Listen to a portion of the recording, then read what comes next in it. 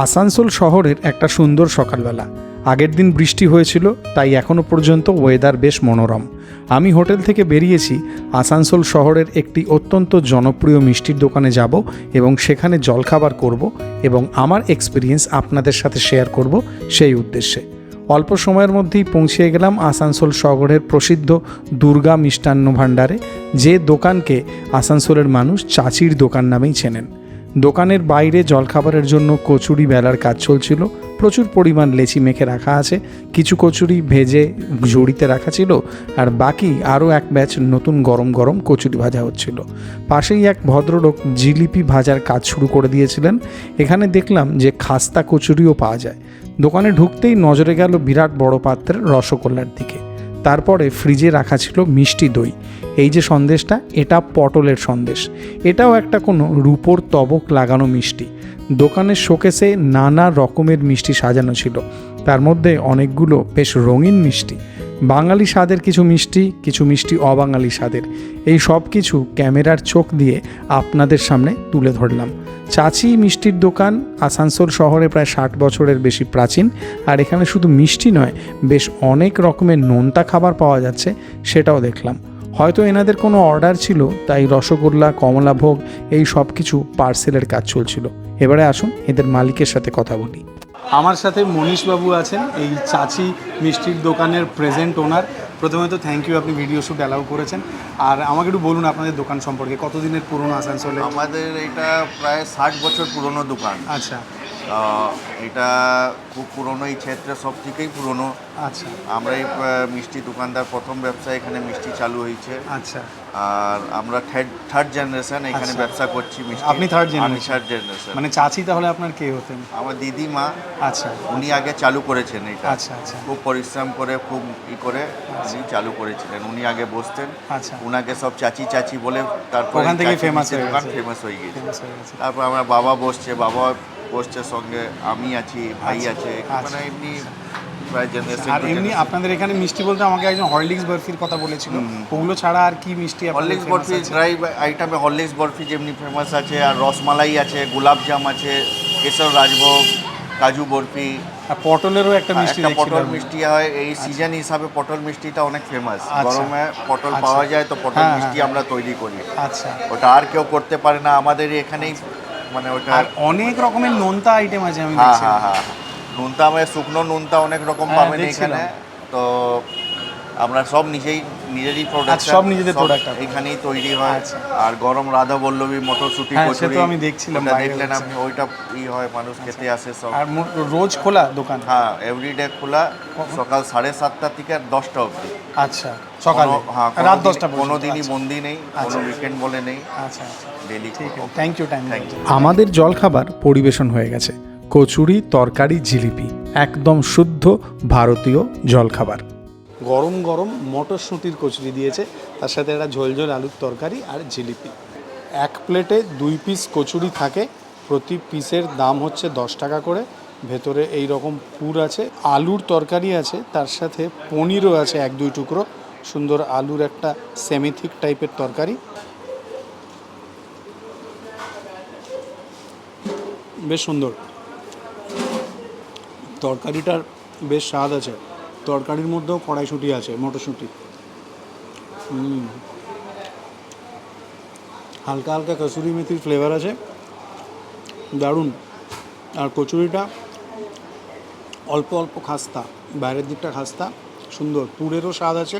এই তরকারির মধ্যে একটা খুব অল্প একটা স্পাইসি ব্যাপার আছে, বেশ লাগছে খেতে।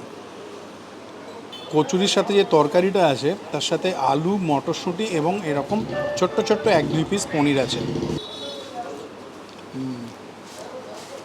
দারুণ, খুব অল্প, একটু ঝাল ঝাল, খুব অল্প কসুরি মেথি ফ্লেভার, দারুণ সুন্দর খেতে।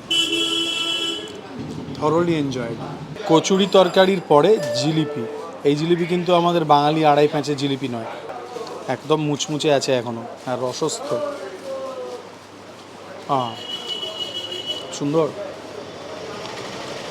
মিষ্টিটা একটু চড়ার দিকে, তবে কচুরি তরকারির পরে একটা জিলিপি না খেলে আত্মার শান্তি হতো না।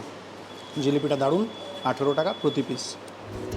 ভালো একটা জলখাবার খাওয়ার পরে মেজাজটা বেশ ফুরফুরে ছিল। আমি হোটেলের দিকে রওনা দিলাম। আপনাদের সাথে দেখা হচ্ছে আর বেশ কিছুটা পরে, যখন আমি হোটেল থেকে চেক আউট করে লাঞ্চের জন্য বেরোবো। আমি এই মুহূর্তে হোটেল থেকে চেক আউট করে বেরিয়ে চলেছি চলন্তিকা হোটেল নামে একটা বাঙালি খাবার দাবার পাওয়া যায় এরকম একটা পাইস হোটেল টাইপের কনসেপ্টের কোনো জায়গায়। এই চলন্তিকা হোটেলও আসানসোলের মানুষজনের কাছে খুবই পরিচিত বা পপুলার যাই বলুন। আশা করি ওনারা শ্যুটের পারমিশন দেবেন এবং আমার ওখানে খাওয়া দাওয়ার অভিজ্ঞতাও ভালোই হবে। চলুন তাহলে লাঞ্চটা সারা যাক গিয়ে আজকে বাঙালি খাবারের সাথে চলন্তিকা হোটেলে। আমার গাড়ি গড়িয়ে চলল চলন্তিকা হোটেলের উদ্দেশ্যে। এই চলন্তিকার কথা আমাকে রেকমেন্ড করেছেন শ্রী তনুময় চ্যাটার্জি, যিনি আসানসোল খাদ্য সফরের প্রথম এবং দ্বিতীয় এপিসোডে আমার সাথে ছিলেন আসানসোলের মানুষ। পৌঁছে গেলাম আমরা চলন্তিকা হোটেলের কাছে। এই এলাকাটা হচ্ছে চেলিয়াডাঙ্গা রোড, স্বামী বিবেকানন্দ বিদ্যা মন্দিরের ঠিক উল্টো দিকেই এই চলন্তিকা হোটেল। পরিষ্কার পরিচ্ছন্ন বসার জায়গা।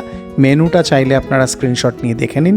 আমি সরাসরি গিয়ে পৌঁছে গেলাম এনাদের রান্নাঘরে। এটা কি মাছ আছে? এটাতে চারাপোনা আছে, পাবদা আছে, আচ্ছা, কাতলা আছে।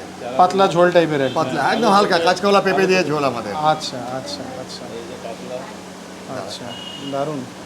সব লোকাল কাতলা। আচ্ছা, সব লোকাল মাছ। সব লোকাল মাছ। মাছের আলাদা রেট সব। হ্যাঁ। আর থালি হচ্ছে 120 টাকা মিল। আচ্ছা, মাছের কীরকম রেট আছে? মাছের বিভিন্ন রকমের, 130 পাবদা, 100 টাকা লোকাল কাতলা, 100 টাকা চারাপোনা। আজকে এটাই পেয়েছি, ইলিশ পাইনি আজকে। আচ্ছা, ইলিশের দাম 350 থেকে 350। আচ্ছা, পমফ্রেট 200। আচ্ছা, আর এই মাছের রেটগুলো কি বাজারের রেট অনুযায়ী এদিক ওদিক হয় নাকি? এগুলো হয় না, ইলিশ আর পমফ্রেটটা হয়। আচ্ছা, ওটা বাজারে যেরকম রেট হয় সেই এরকম পারে। এটা হচ্ছে মাটন পুরো। আচ্ছা, মাটন কারি। মাটন কারি আলু দিয়ে পাতলা ঝোল। সুন্দর। প্লেটে কয় পিস থাকে? 6 পিস। আচ্ছা, কি দাম আছে এটা? এটা 600 টাকা প্লেট। আচ্ছা, 2 পিসও নিতে পারেন, 3 আচ্ছা। পিসও নিতে পারেন, 4 পিসও নিতে পারেন, 6 পিসও নিতে পারেন। আচ্ছা আচ্ছা, মানে পিসের উপরে দাম। যেটা যেমন যে যেমন খায়। আচ্ছা, তাহলে প্রতি পিস কিরকম দাম হয়? 100 টাকা। 100 টাকা। আচ্ছা আচ্ছা। Chicken curry. আচ্ছা, এটা হালকা আমাদের সব। আচ্ছা, এটা কিরকম দাম আছে? এটা 350 টাকা 6 পিস। আচ্ছা, চিকেনের প্রতি পিসের কি দাম আছে? চিকেনের পিস হিসাবে মোটামুটি 70 টাকা। এটা মুগের ডাল নাকি? একদম পিওর মুগ। আচ্ছা, সোনা মুগ। সোনা মুগের ডাল। আলু পটল নাকি? আলু পটলের সবজি। আলু পটলের সবজি, বাহ, খুব ভালো। আপনাকে নিরামিষ খাবে? শুক্তো। একদম পিওর শুক্তো। বাহ এটা হচ্ছে পিওর বাসমতি চালের ভাত। বাহ, সরু চালের ভাত, সুন্দর বাসমতি। পোস্ত। এটা আলু পোস্ত আজকে। আলু পোস্ত। 120 টাকার মিলে কি কি থাকে আপনাদের? ভাত, ডাল, আজকে শুক্তো, পোস্ত অথবা পটল, যে যেটা আচ্ছা, খাবে। আচ্ছা আলু ভাজা, চাটনি, পাঁপড় ভাজা। আচ্ছা, মানে তিনটে সবজির মধ্যে যে কোনো একটা? যে কোনো দুটো। যে কোনো দুটো। আচ্ছা, পোস্তর সঙ্গে পটলও খেতে পারেন, পোস্তর সঙ্গে শুক্তোও খেতে পারেন। আচ্ছা যে যেটা চাইবে। আচ্ছা আচ্ছা আচ্ছা। অনেক আর আলু ভাজা থাকে? আলু ভাজা, চাটনি, পাঁপড় সব। আচ্ছা আচ্ছা। একটা জিনিস বেশ বুঝতে পারছিলাম, এই চলন্তিকা হোটেলে আড়ম্বরের আতিশয্য নেই, কিন্তু একটা সুন্দর আন্তরিকতা আছে। এরা খুব সুন্দরভাবে খাবার পরিবেশন করলেন, আর এই হোটেলটা বেশ পরিষ্কার পরিচ্ছন্ন। এখানে খাবার খেতে ভালো লাগবে। চলন্তিকা হোটেলে এসে জানলাম যে এনাদের 120 টাকায় একটা আনলিমিটেড সবজি থালি আছে, যার মধ্যে ভাত আছে, ডাল আছে, আলু ভাজা আছে, 2 ধরনের সবজি আছে, যেমন আজকে শুক্তো আছে, পোস্ত আছে। এছাড়াও আলু পটলের তরকারিও ছিল, চাইলে সেটাও নিয়ে যেতে পারে পোস্ত বা শুক্তোর জায়গায়, সেটা আপনার চয়েস। আর তার সাথে আছে হচ্ছে চাটনি আর পাঁপড়। আর এই যে সব কিছু আছে সেইটা আনলিমিটেড আছে, মানে ভাত, ডাল, আলু ভাজা, পোস্ত, এই শুক্তো, চাটনি, পাঁপড়, এটা আপনি যতবার চাইবেন ততবার পাবেন, আনলিমিটেড সার্ভিং। আমি আলাদা করে 2 পিস মাটন নিয়েছি। প্রতি পিস মাটনের দাম এখানে 100 টাকা করে। মাছের মধ্যে রুই মাছ নিয়েছি, এই রকম সাইজের রুই মাছ আছে, লোকাল রুই। এটা একদমই হালকা পাতলা ঝোল। নিরামিষ আইটেমের মধ্যে নিয়েছি ধোকার ডালনা, একদম চিরাচরিত বাঙালি খাবার। এইটা হচ্ছে চলন্তিকা হোটেলের পাবদা মাছের প্লেট, 2 পিস থাকে, একদম বাঙালি মতে শুক্তো দিয়ে ট্রাই করা যাক। চলন্তিকা হোটেলের মিল সিস্টেমের যে থালি, তাতে প্রথমে শুক্তো দিয়ে খাবো। আর রাইসের কোয়ালিটি খুবই দুর্দান্ত, ফুরফুরে নরম, একদম সরু চালের ভাত, বাসমতি বা সেলা যাই হোক, সুন্দর একদম ফুরফুরে সরু চাল, শুক্তো দিয়ে খাওয়া যাক। শুক্তোটা একদম ঘরোয়া, একদম হোমলি, দুধ শুক্তো বা ওই ধরনের কোনো রিচনেস নেই। বেগুন, পেঁপে, কাঁচকলা, বড়ি, তার সাথে করলা, এই সব দিয়ে শুক্তোটা খুব সুন্দর, মানে একদম হোমলি, একদম ঘরোয়া, একদম হালকা পাতলা। ঘন সোনা মুগের ডাল আছে, একদম ঝুরঝুরে মুচমুচে আলু ভাজা আছে। আমি অনেকগুলো পাইস হোটেলে খেয়েছি, কিন্তু এত ফাইন রাইস আমি সত্যি বলছি এখানে বসে বলে নয়, কোনো পাইস হোটেলে পাইনি। এত সুন্দর, এত লম্বা দানার বাসমতি রাইস কোনো পাইস হোটেলে সরু চালে এতটা হয় না। এই ডাল আলু ভাজা দিয়ে খাই। বাহ, মুগের ডালের সুন্দর স্বাদগন্ধ, তার সাথে মুচমুচে আলু ভাজা। আহা, এই খাবারের স্বাদ আবারও বলছি একদমই রেস্টুরেন্ট স্টাইল নয়। এই খাবারের স্বাদ রোজের খাবার মতো, আপনার আমার বাড়ির খাবারের মতো। ঝোল ঝোল আলু পোস্ত আছে, ডুমো ডুমো করে কাটা আলু। এটা দেখে মনে হচ্ছে এটা ডিসেন্ট টেস্টের হবে।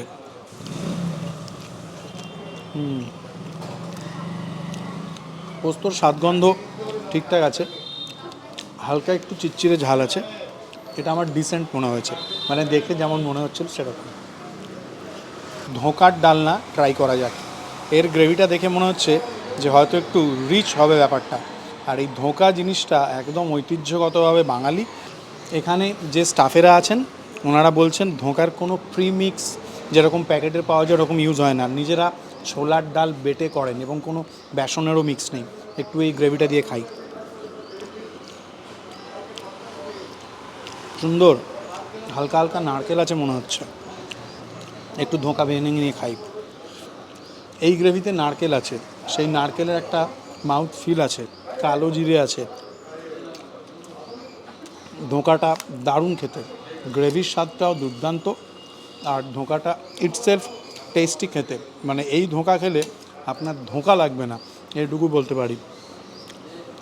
লাভলি, একদম টিপিক্যাল ছোলার ডাল যেটাকে বেটে করা হয়েছে, হালকা দানাদার ছোলার ডাল, গ্রেভির একটু মিষ্টি ভাব।